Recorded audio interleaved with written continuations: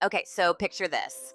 I get home after months of grueling work halfway across the world, completely exhausted, and I find my mother and sister just laughing on my sofa. And then they drop it on me. They say I'm homeless. Yeah, my own family. But here's the twist. I had a little trap they didn't see coming. And honestly, you won't believe what happens next. By the way, where are you all watching from today? Let me know in the comments. It's wild to think about.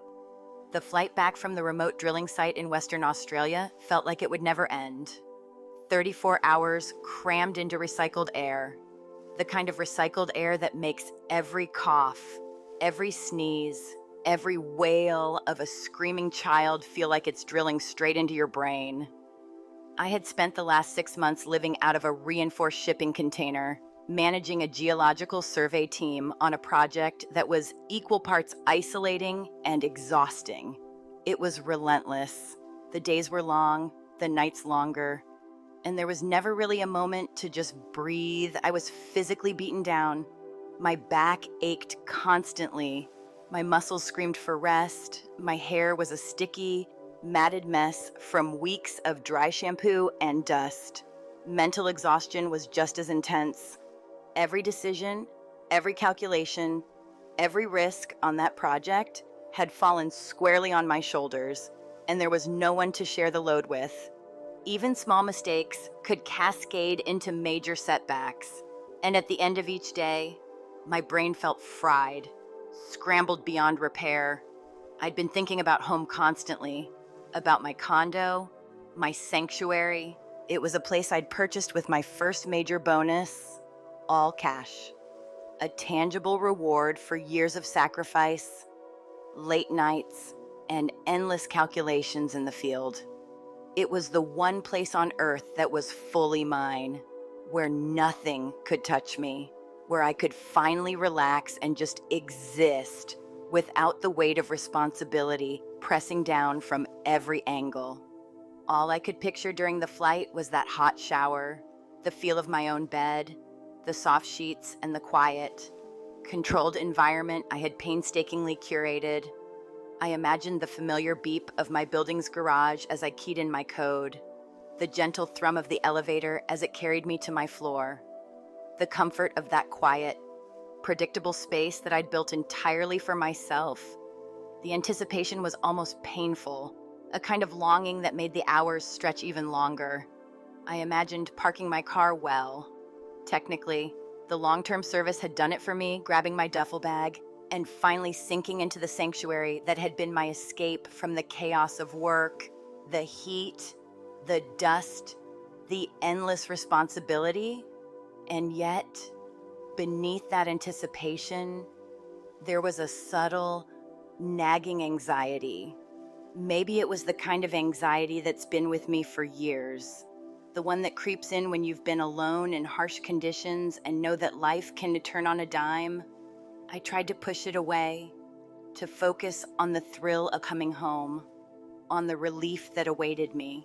But even as I pictured the familiar calm beige walls, my minimalist furniture, the subtle scent of sandalwood lingering in the air, I didn't know that relief was about to collide head-on with shock. By the time I reached the garage and heard that familiar welcome beep, my heart was pounding, my body trembling from fatigue and anticipation. I grabbed my bag, felt the weight of every exhausting mile I'd traveled, every sleepless night, every backbreaking hour in the sun, and I let myself savor that first moment of almost being home. The elevator ride was excruciatingly slow, each second dragging like a taut wire ready to snap, my mind wandering between images of my condo and fleeting irrational doubts. What if something was wrong? What if no? No. I shook it off. I was finally back. The door to 12B loomed, the threshold between months of hardship and my sanctuary. My hands fumbled slightly with the keys, trembling from fatigue. But it wasn't just exhaustion, it was the culmination of everything. The relief that I'd almost made it, almost to that precious private space I had earned. I inserted the key, pushed it, wiggled it, waited for the satisfying click that would signal my return to normalcy. And then, silence. A pause. A momentary breath that held a universe of expectation. I had no idea that behind that door, the life I'd built and protected so fiercely was about to be challenged in a way I never could have imagined. The juxtaposition of relief and impending shock was about to hit, and I had no clue how sharp, how cold, and how absolute it would feel. It was supposed to be homecoming. It was about to be so much more.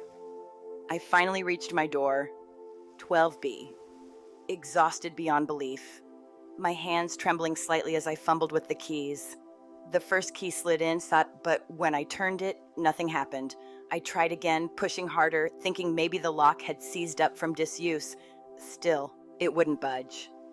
Just as I was about to call the building manager, a sound froze me in place, a laugh. Sharp, high-pitched, and familiar. My stomach dropped. That laughter wasn't random. It was my sister's, Chloe. And then, layered over it, a deeper voice, one I knew all my life, my mother, Margaret.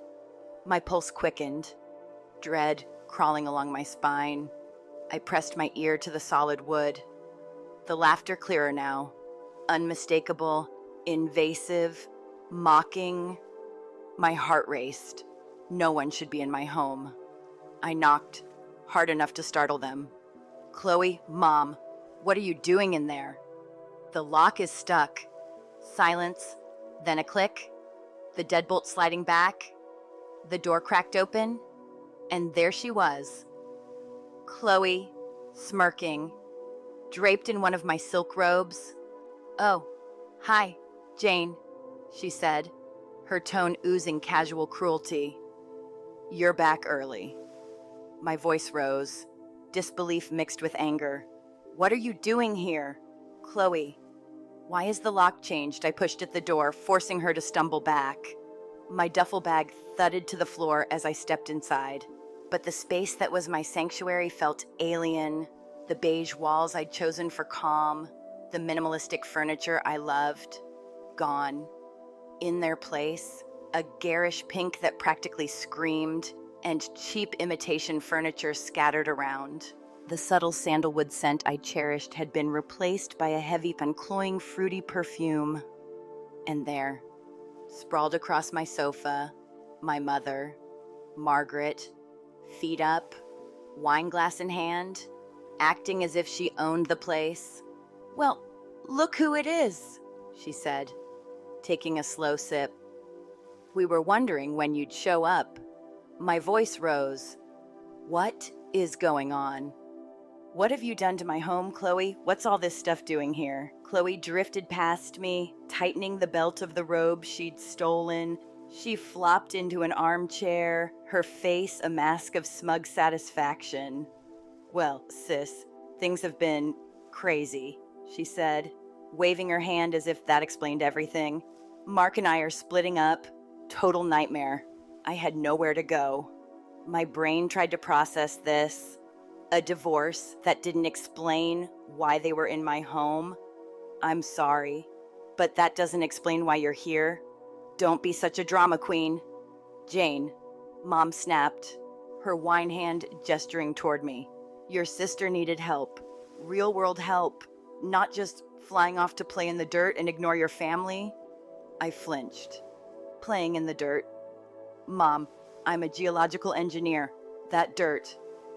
That project paid for your knee surgery last year." Chloe rolled her eyes, the mockery sharp. "Anyway, I needed a stable place to live for the divorce proceedings. Mom, being the wonderful mother she is, helped me out." Cold dread coiled in my stomach. "Helped you? How?" "By breaking into my home." Mom, finally sitting upright, her expression hardening, answered, "I helped her with the power of attorney you left me." My voice cracked. "The medical power of attorney, the one valid only if I'm incapacitated, that has nothing to do with my finances or property." Chloe and Mom exchanged a look, a shared, Smug conspiracy. Chloe's voice oozed poison. Oh, Janie, you're always so meticulous, so technical.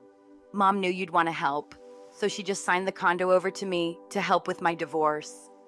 You know, to show the court I had assets. The words hit me like a hammer. You what? I gasped, the air leaving my lungs. She signed it over. It's Chloe's now, Mom said flatly. Filed the paperwork last month. Legal and done. You can't just abandon your family and expect everything to wait. The shock, the betrayal was unbearable. My body went rigid. Exhaustion, jet lag, and grime instantly replaced by white-hot, silent rage. They sat on my furniture, under my roof, drinking my wine, telling me they had stolen my home. And then, laughter. Both of them. Full, hearty, cruel laughter at the look on my face. Chloe raised her glass to my mother. Hope you don't mind being homeless. You can probably find a hotel. Right. You make so much money after all.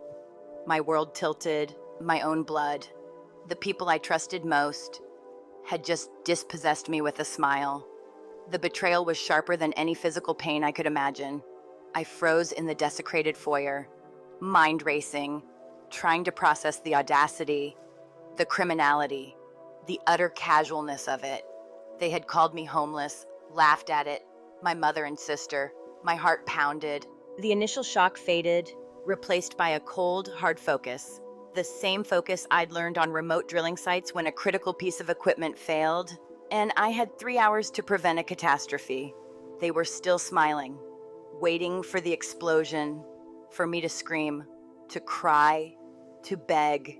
Chloe thrived on it, feeding off emotional reactions. I gave them nothing. Slowly, I bent down, lifted my heavy duffel bag back onto my shoulder, and scanned the room. The pink walls, the fake fur pillows tossed on my expensive sofa. It all screamed arrogance and stupidity. I said, eerily calm, "You painted it pink." Chloe's smile faltered. This wasn't the reaction she planned. What? Yes, it needed some life. Your beige was depressing. I nodded slowly, eyes sweeping over them. And the locks, you changed them? Well, duh, Chloe said. Regaining footing? It's my condo now. Couldn't have you walking in whenever you wanted. I paused, processing the absurdity, then said, "Of course. Makes sense." I turned, walked to the door, and opened it. Mom's frown deepened, confusion evident on her face. Her tone shifted. Guilt-tripping. "Jane, don't be dramatic. We can talk. Maybe stay a few nights until you find a place." "No, that's quite all right," I said politely. "It's your place now. You should be comfortable."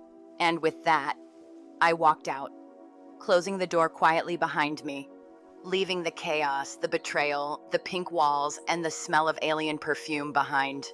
As I stood on the cold concrete steps, staring at the door I had once called my own, the full weight of what had just happened began to settle in. Chloe's words kept replaying in my mind, each syllable a dagger. She and Mom had claimed that somehow they'd legally transferred my condo to Chloe's name using the medical power of attorney I'd signed years ago. My stomach churned. I could feel the bile rising as I tried to comprehend it. That power of attorney was only valid if I were incapacitated, which I most certainly was not. It had absolutely nothing to do with my property, nothing to do with my finances, and yet there they were, sitting on my sofa, drinking my wine, laughing in my face. The audacity was breathtaking. I could barely form words, my mind racing to catch up with the reality unfolding in front of me. How could they betray me like this? My own family, the people I trusted, the ones who were supposed to protect me, had turned into architects of my humiliation. As the initial shock began to settle, a wave of cold fury replaced the paralysis. The anger was sharp, precise, and almost satisfying in its clarity. It wasn't just betrayal, it was a calculated move. They had planned this. Chloe's casual smirk, Mom's air of self-righteousness, it all clicked into place. This wasn't spontaneous. This was deliberate. I realized they had waited for the perfect moment, the time when I was halfway across the world, isolated and unable to intervene. They had timed their scheme meticulously.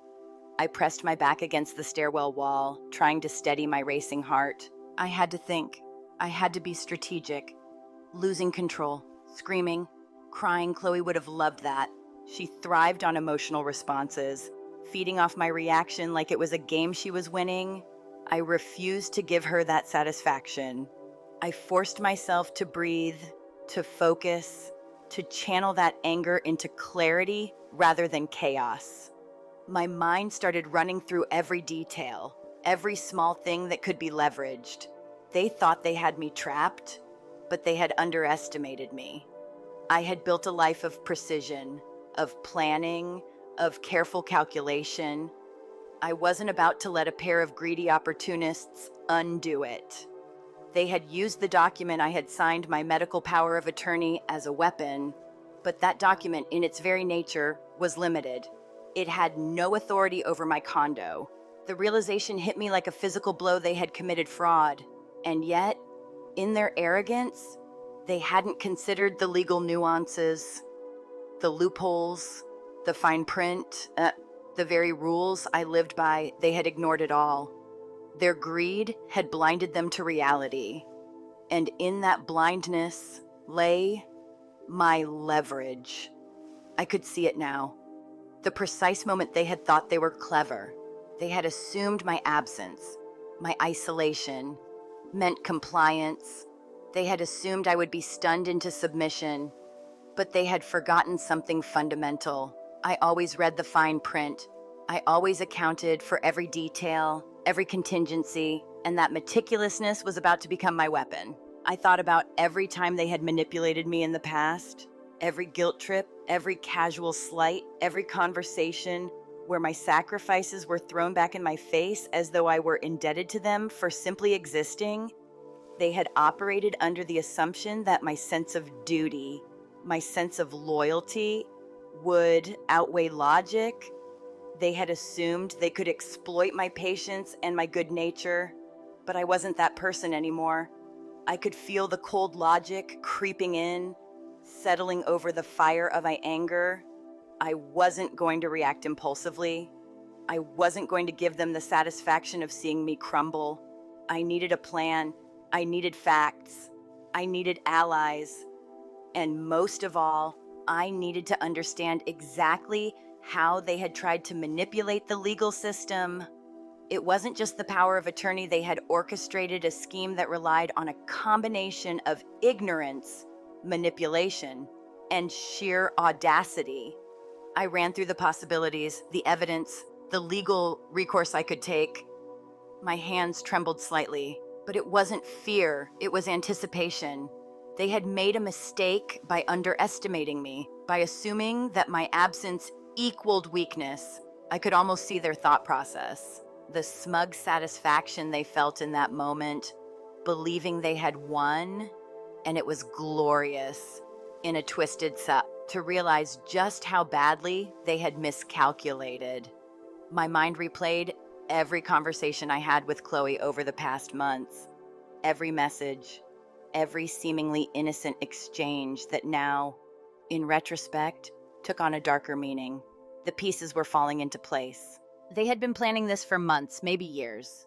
My own mother had become a conspirator, my sister, the opportunist. The betrayal was layered, intricate, and cruelly deliberate. And yet, amidst the shock and the fury, a quiet, sharp clarity emerged. They had overlooked the one thing that mattered most to me. They had forgotten my nature, my habits, my obsession with details, with control, with precision. I had built a life on meticulous planning, on foresight, on understanding every variable before acting, and now in their arrogance. They had triggered the very response they had sought to suppress. I could feel the anger coiling, hot and controlled, beneath the exhaustion. It wasn't just emotional, it was strategic. I refused to let them win. I refused to allow their greed, their manipulation, to dictate the outcome. And in that controlled fury, I found the first glimmer of empowerment. I was no longer a victim, not yet, but soon. They would see that the person they had underestimated, the person they had tried to rob and humiliate, was already a few steps ahead, calculating, waiting, preparing for the reckoning they didn't even know was coming. And for the first time since I'd heard that laughter, I felt a cold, clean sense of purpose. This wasn't just anger, it was a plan forming, precise and inevitable, like a geological fault line, slowly shifting before an earthquake. I would make them accountable, I would take back what was mine, and they wouldn't see it coming. I sank down on the cold concrete steps of the stairwell, the chills seeping through my clothes, grounding me in a moment that was equal parts absurd and devastating. My fingers shook as I pulled out my phone, thick and clumsy from adrenaline, fatigue, and disbelief. The first call wasn't to the police, not yet, and it wasn't to a hotel. It was to Grace, my best friend, the person who had been a lifeline through countless messes, someone I trusted to speak truth to chaos. She picked up almost instantly, her voice light, warm, a little teasing. "Jane, you're back. How was the flight? Are you home? I'll come over with wine." And then the words caught in my throat. One dry sob escaped, surprising me more than her. My voice was hollow, barely audible. "Grace, they're in my home. Mom and Chloe, they said they signed it over to Chloe. They changed the locks. They called me homeless. And they laughed." I could hear the sharp intake of breath on her end, a flurry of words spilling out, unfiltered, furious. What? Margaret and Chloe, Jane, that's not possible. That's insane.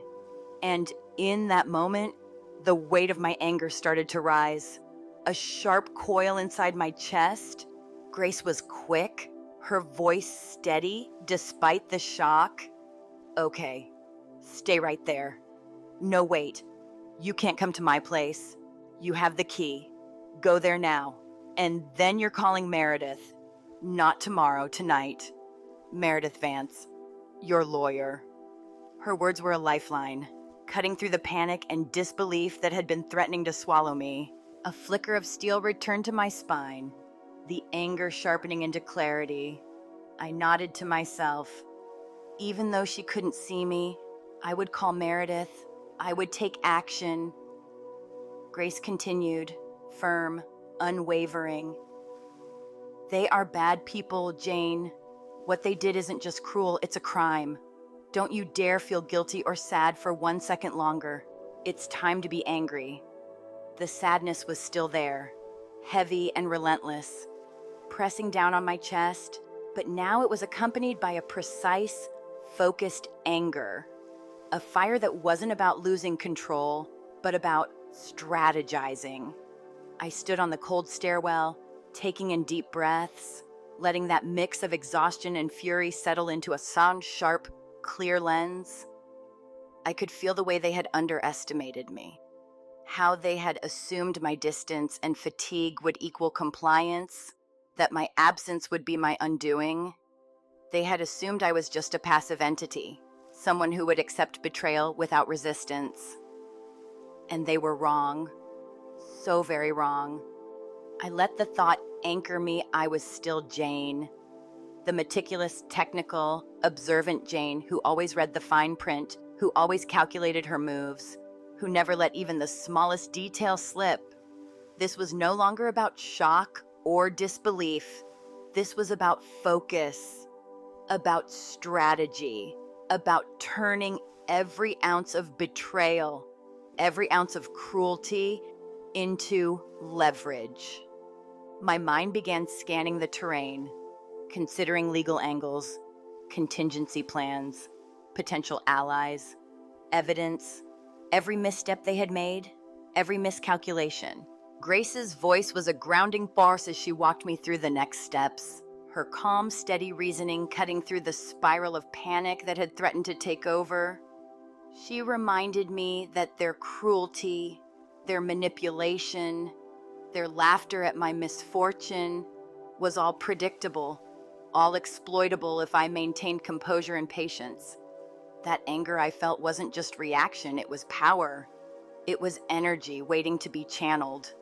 The cold, the precise recognition that they had underestimated me was intoxicating, almost clarifying.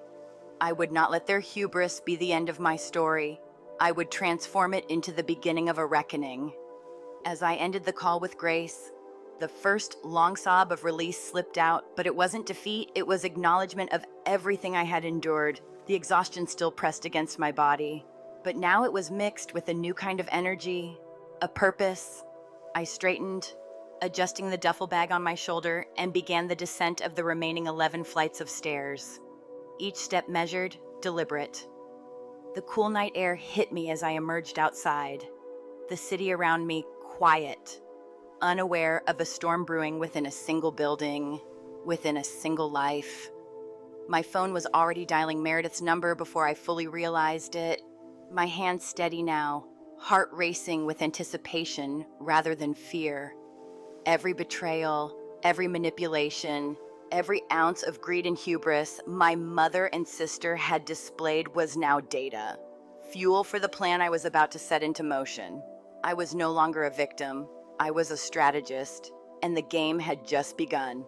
I arrived at Meredith's office, the kind of sleek, intimidating space where every detail screamed authority. The steel and glass tower hummed quietly as I stepped onto the 30th floor, nerves taut but coiled with purpose. Meredith Vance, immaculate in a charcoal gray suit, hair pulled back in a precise bun, didn't waste a second on pleasantries.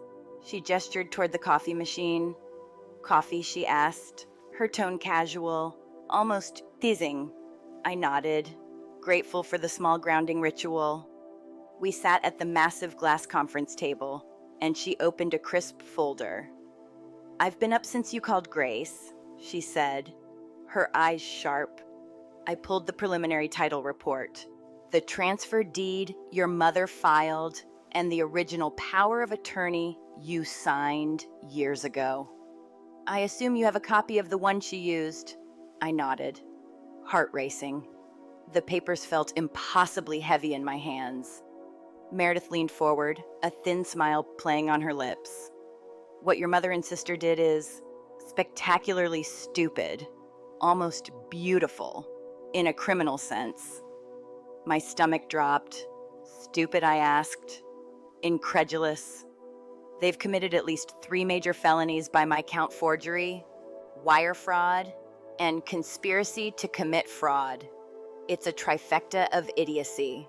She slid a document across the table. I looked down. It was the quitclaim deed filed 6 weeks prior. My name, Jane Harris, was signed by my mother as my agent. "This is the forgery," she said plainly. "And the power of attorney you signed is a durable medical power of attorney. It only activates if 2 attending physicians declare you incapacitated. 0 authority over real estate or financial assets. What your mother did, equivalent to scribbling on a napkin with a crayon. Utterly fraudulent." Relief washed over me in waves. My heart, which had been hammering with fear and rage, began to steady. It wasn't real. The deed had no legal weight. They hadn't just overstepped, they had failed spectacularly. My mind reeled with possibilities. Meredith leaned back, steepling her fingers. "That's the easy part. The hard part is deciding what's next. Civil suit? Obviously.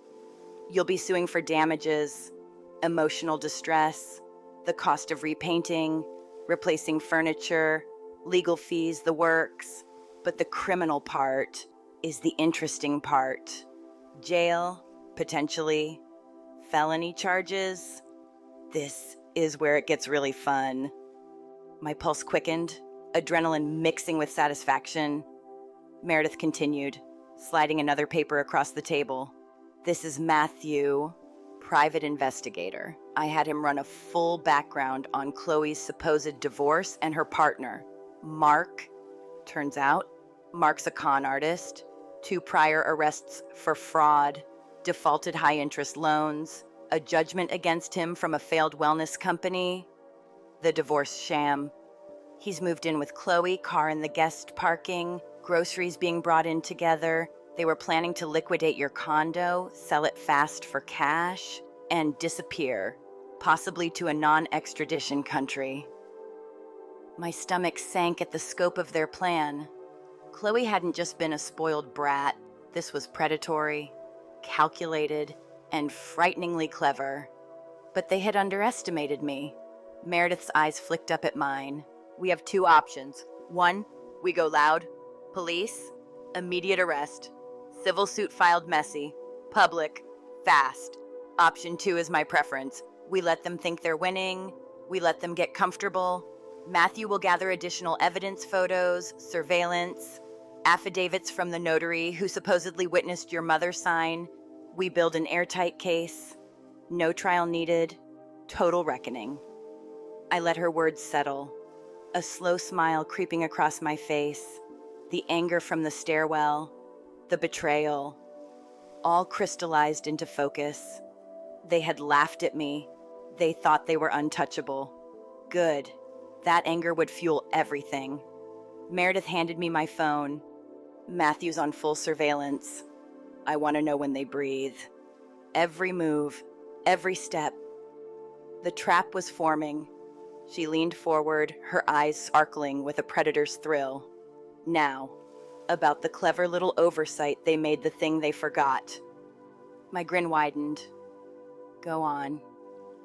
She sat back, clearly delighted. They think you bought that condo as Jane Harris. I nodded, feeling the anticipation build. I didn't. I bought it through my holding company, Advanced Properties, LLC. I'm the sole managing member. Her face lit up. Oh, this is even better than Christmas. Your mother forged the wrong name for the wrong legal entity, using a voided power of attorney. They've built an entire criminal conspiracy on a foundation that doesn't exist. This isn't just forgery, it's incompetent forgery. Relief and satisfaction coiled together. They had thought they were clever. They hadn't even considered the details of my legal structure, the LLC ownership, the protections I'd put in place. In their arrogance, they had handed me the leverage I needed. Meredith clapped her hands together sharply. Jane, we are not just going to win. We are going to annihilate them, civil and criminal, everything. My mind raced, cataloging evidence, calculating next moves. This was no longer about shock or anger, it was strategy. And for the first time since the stairwell, I felt in control. The betrayal was real. Yes, but so was the opportunity. They had made critical mistakes. I was already several steps ahead. Meredith outlined the next few days' surveillance, evidence gathering, witness affidavits, documentation of Mark's criminal activities, and preparation of civil complaints and restraining orders. Every angle accounted for, every contingency anticipated. The betrayal had been cold, deliberate, and cruel, but the miscalculations they had made priceless. I leaned back, exhaling, feeling the tension of the past weeks slowly release. The plan was taking shape, and I was ready.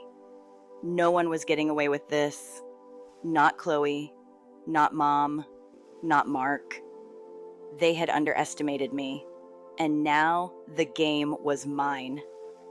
As Meredith and I pored over the documents, the realization hit like a jolt of electricity. The condo wasn't in my personal name. It never had been. Every assumption my mother and Chloe had made, every step of their elaborate plan, rested on the idea that I, Jane Harris, was the legal owner. But I wasn't. I had purchased the condo through my holding company, Advance Properties, LLC. I was the sole managing member, the only one authorized to make decisions or sign documents on its behalf.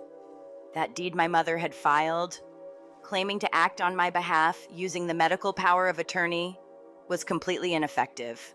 Legally, it was meaningless. My chest tightened as relief and incredulity collided. They had forged a deed for the wrong entity, using a document that had zero authority over the property. Their entire scheme was built on a foundation that didn't exist. I could feel a slow, victorious smile spreading across my face, a thrill that wasn't entirely emotional. It was intellectual, precise, deeply satisfying. Meredith caught my expression and clapped her hands together sharply, the sound echoing off the office walls. "Oh, this is even better than Christmas," she said. Her eyes sparkled with a mix of delight and calculated anticipation. I nodded, feeling the first sparks of true control after weeks of chaos.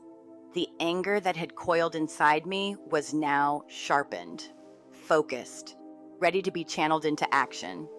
We were no longer reacting to their cruelty. We were about to dictate the terms of the next phase. Meredith leaned forward, tapping the documents with a fingertip. They thought they were clever. They thought they had you trapped. But this mistake, they've given us the upper hand. And the best part, they don't even realize it yet. My mind raced through the implications. Every action, every false assumption, every smug smirk they'd shared in my absence was now a potential lever for justice.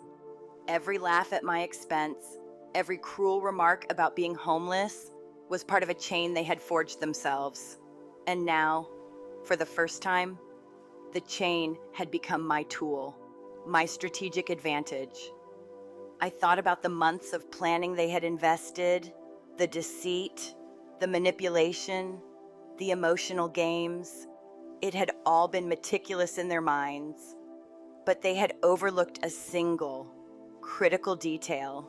They had forgotten to account for my meticulousness, for the systems I had put in place to protect my assets, for the legal safeguards I had quietly and thoroughly established over the years. They had underestimated me. The thrill of that realization was sharp and intoxicating.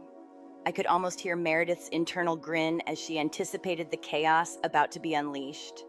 And I matched it with my own mental imagery of their surprise, the unraveling of their plans. "We need patience," I said quietly, almost to myself. "We can't just rush in and let them scramble us. We play this by the book, methodically, every detail, every move calculated." Meredith nodded, her sharp gaze assessing me as if measuring the depth of my resolve. "Exactly. We wait until they are comfortable, until they are smug, until they think they've won. Then we strike with precision, civil suit, criminal complaint, restraining orders, everything, and they will have nowhere to run."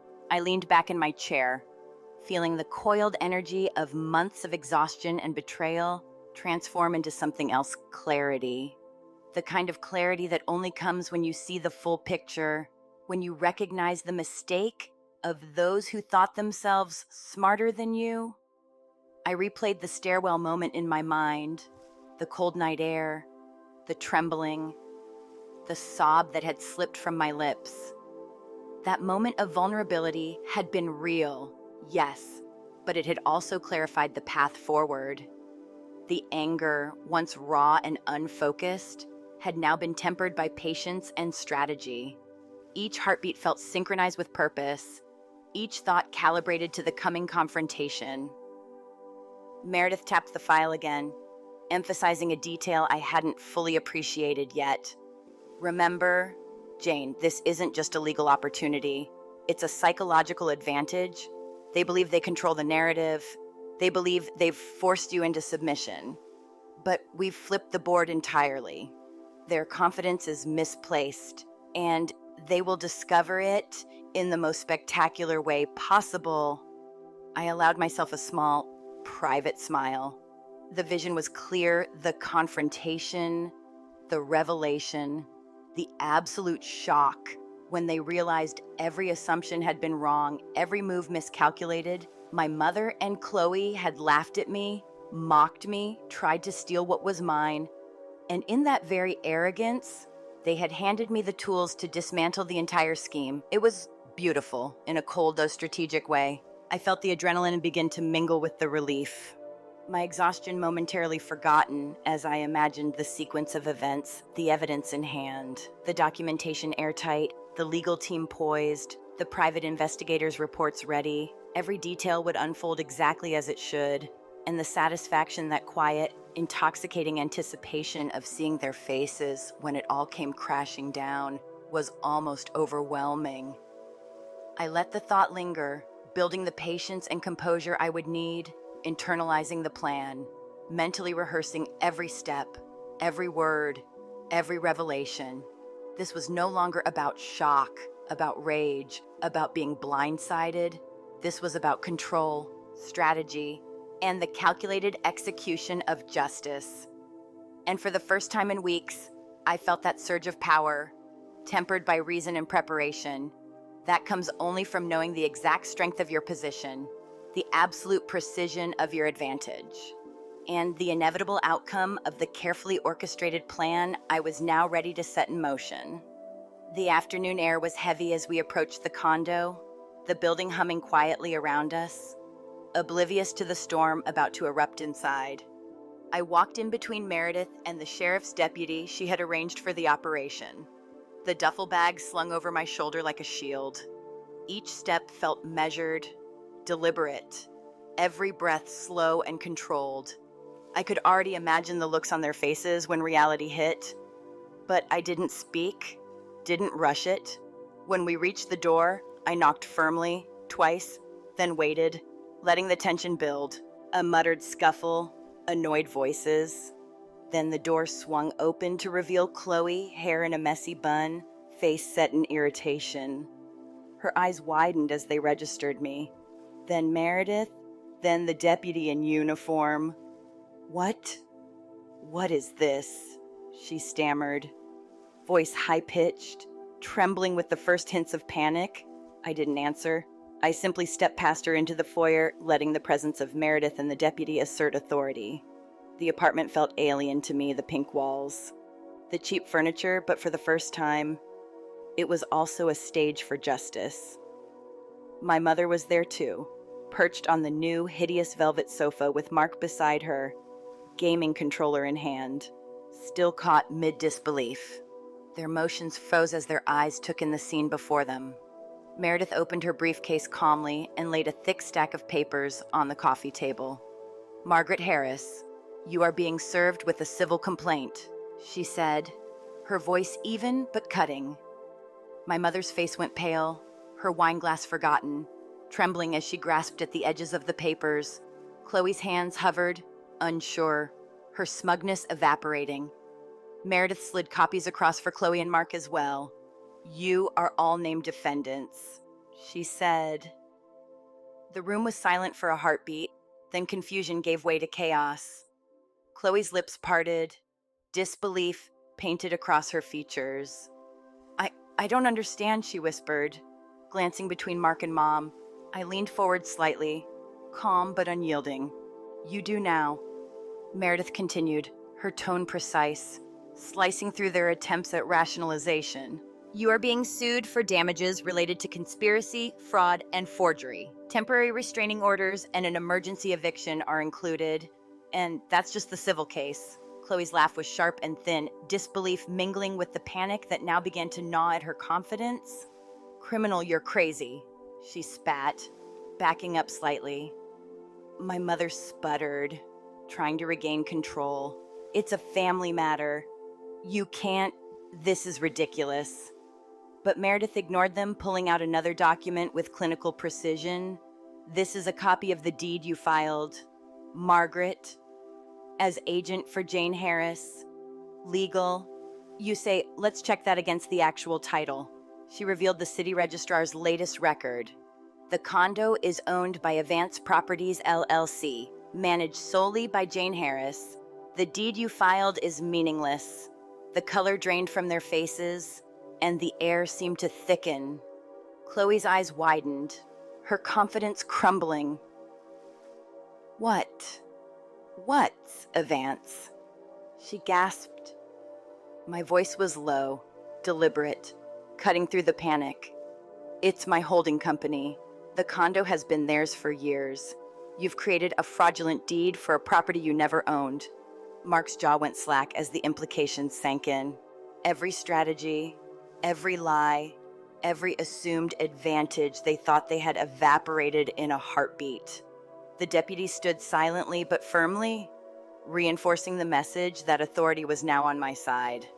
I let the weight of the moment settle on them, each second amplifying their shock. My mother's face had gone from smugness to pale terror. Chloe was frozen, Mark clearly calculating futile escape routes.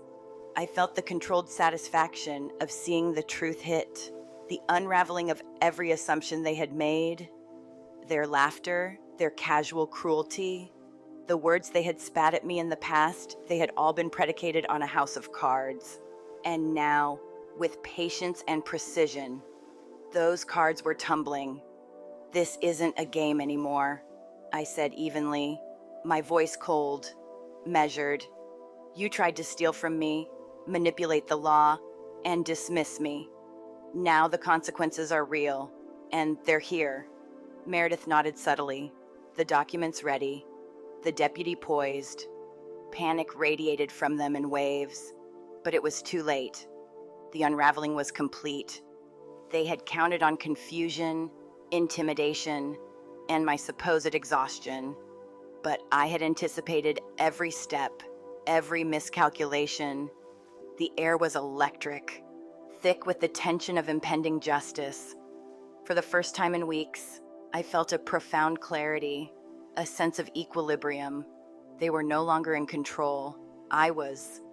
And as their eyes darted between the documents, Meredith, the deputy, and me, I could almost hear the realization forming in their minds. Every assumption, every strategy they had relied on had been spectacularly flawed. The stage was set, and the reckoning had begun. The legal resolution unfolded in a way that felt almost surreal, the culmination of months of betrayal, planning, and meticulous strategy. The mediation hearing at the county courthouse was sterile, the kind of space that imposes a quiet weight on every participant. I was flanked by Meredith, whose presence exuded calm authority, while across the table sat my mother and Chloe, each with their exhausted, overworked, court-appointed attorneys. They looked diminished.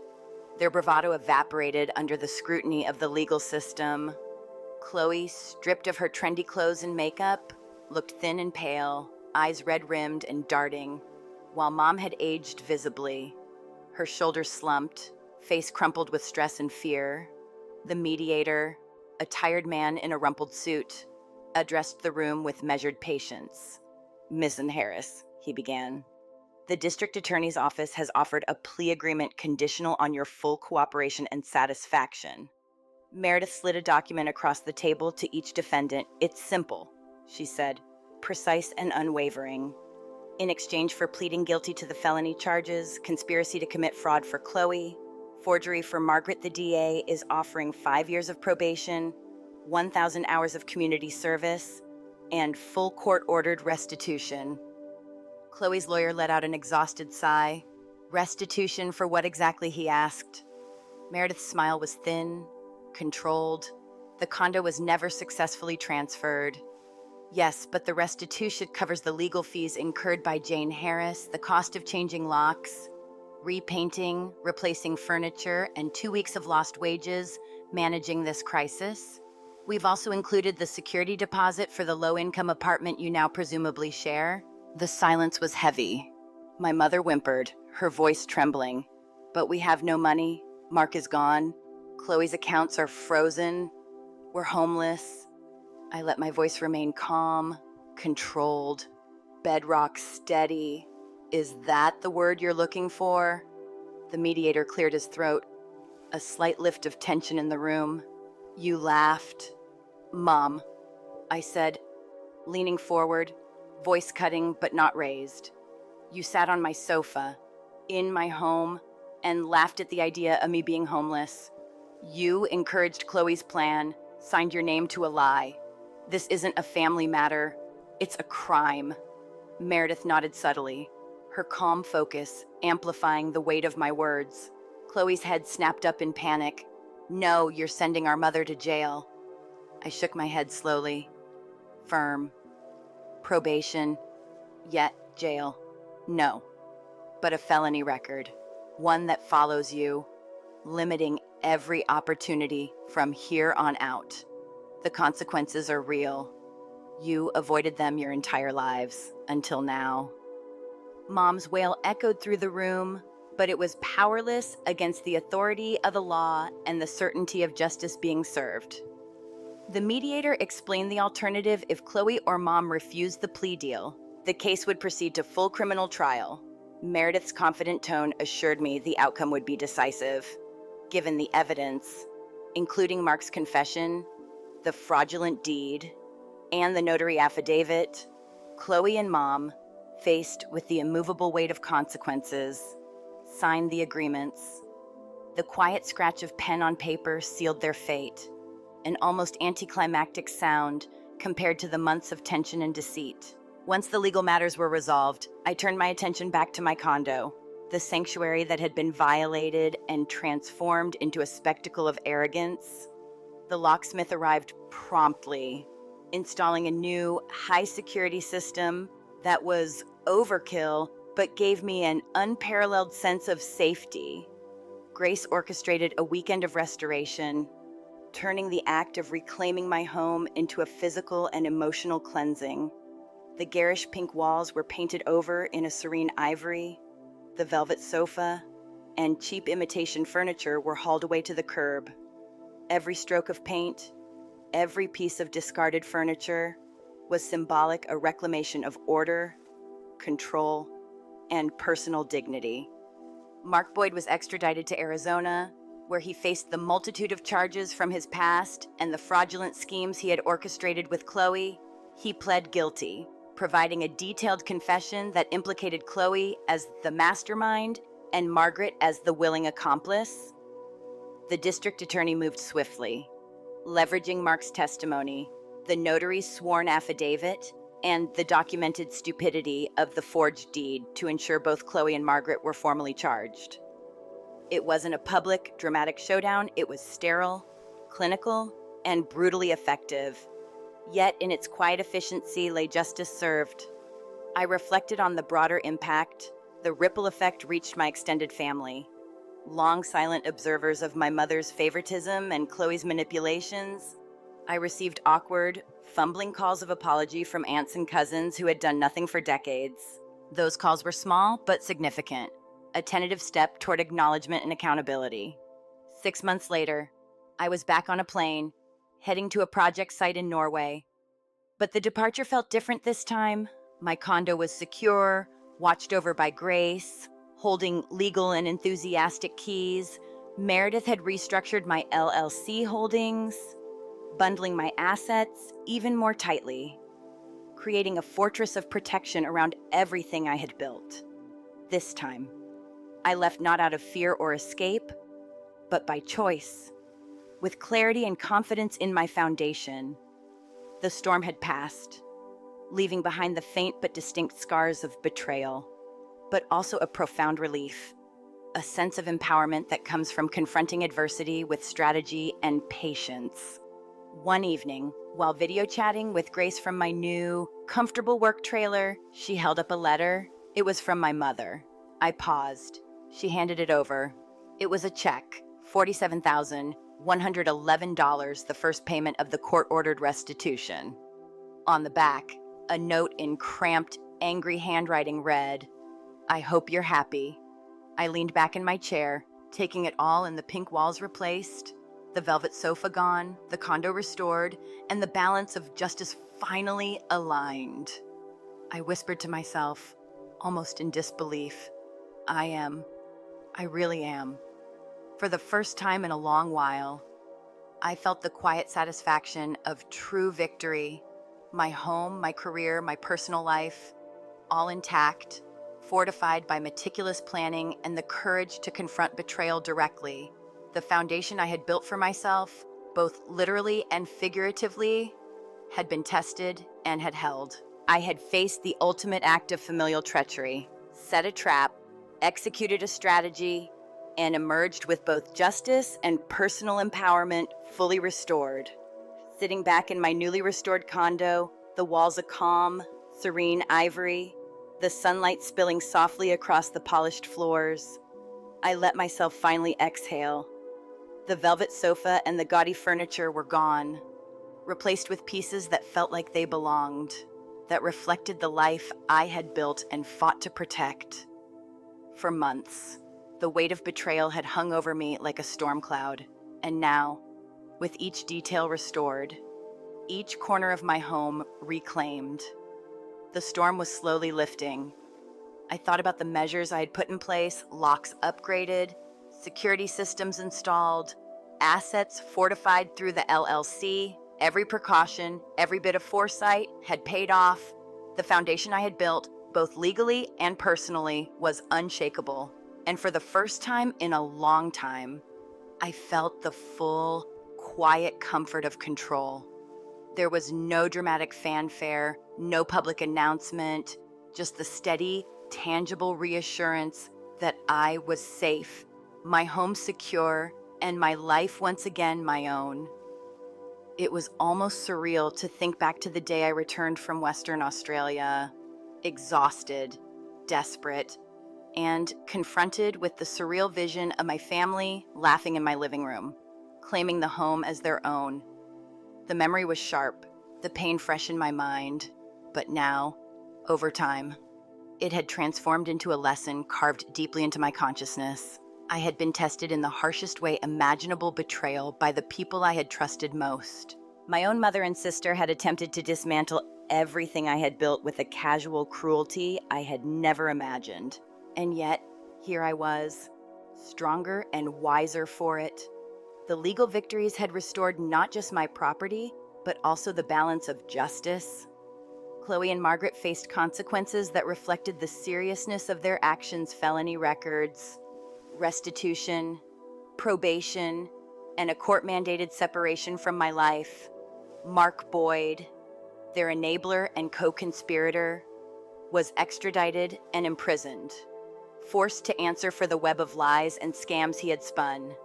The law had, in its precise and methodical way, corrected the imbalance, and I could finally step back and observe the results. I had survived the shock, navigated the legal labyrinth, and emerged with not only my home, but a profound sense of resilience. The lessons were clear. Patience and strategy, coupled with meticulous planning, were my greatest allies. In moments of extreme stress and emotional manipulation, keeping a clear head and focusing on facts and leverage had turned the tide in my favor. The emotional impact of betrayal, while immense, had been harnessed into a tool for strategic action. I had learned that strength is not always loud or visible. Sometimes it is quiet, patient, and measured, building itself in the background until the moment is right to assert itself fully. And the small, almost intimate victories, like the first garnishment check arriving in the mail, brought a kind of quiet satisfaction that words can scarcely capture. Grace held it up for me one evening as I video chatted from my work trailer, and I stared at it, a faint smile tugging at my lips. $47,111, the first installment, a tangible proof that justice had been enacted, that the meticulous planning and patience had paid off. On the back, a note in my mother's cramped, angry handwriting read, "I hope you're happy." And I really was. It wasn't just about the money or even the legal victory, though both were significant. It was about the assertion of my autonomy, the reclamation of the life I had built with care, diligence, and independence. It was a reminder that the foundations I had laid for myself, my skills, my intellect, my persistence, my foresight were my true armor against the unpredictable cruelty of others. Sitting there, I reflected on the contrast between the chaos of the past months and the calm present. The condo, secure and orderly, was a symbol of more than property. It was a monument to resilience, to the ability to face betrayal and emerge intact, wiser, and empowered. I thought about the flight to Norway that awaited me, the projects and contracts that would take me across the world, and the serenity that came with knowing my home, my assets, and my personal life were protected. I would leave again, yes, but this time not in fear, not in uncertainty, but as a choice, confident in the systems I had created, the relationships I had nurtured, and the judgment I had exercised. I had faced the worst, a calculated, personal betrayal, and emerged with my dignity, security, and autonomy intact. It was a quiet triumph, one that didn't require applause or recognition, only the deep, internal acknowledgement of what had been achieved. And so, as I placed the garnishment check carefully in my file, a small but potent symbol of accountability, I leaned back, letting the sunlight wash over me, and allowed myself a rare moment of reflection. The pain of betrayal would linger, as scars do, but it was tempered by the overwhelming sense of victory, the satisfaction of having set the record straight, of having reclaimed what was mine through patience, foresight, and unshakable resolve. My home, my career, my life all restored. And in that restoration, a profound quiet joy, a confirmation that the foundations I had built were, indeed, unbreakable. I had faced betrayal, set a trap, executed a strategy, and in doing so, had not only reclaimed my property, but reaffirmed my ability to withstand adversity and emerge stronger, wiser, and fully in command of my life. And there it is, the storm has passed, the betrayal faced, and the home, life, and independence fully restored. It wasn't easy, but patience, strategy, and a clear head turned the tide. Justice was served, lessons were learned, and the foundation I built proved unshakable. If this story kept you on the edge of your seat, there's more where that came from. So stick around for the next twist and, hey, share where you're watching from. I promise, the surprises aren't over yet.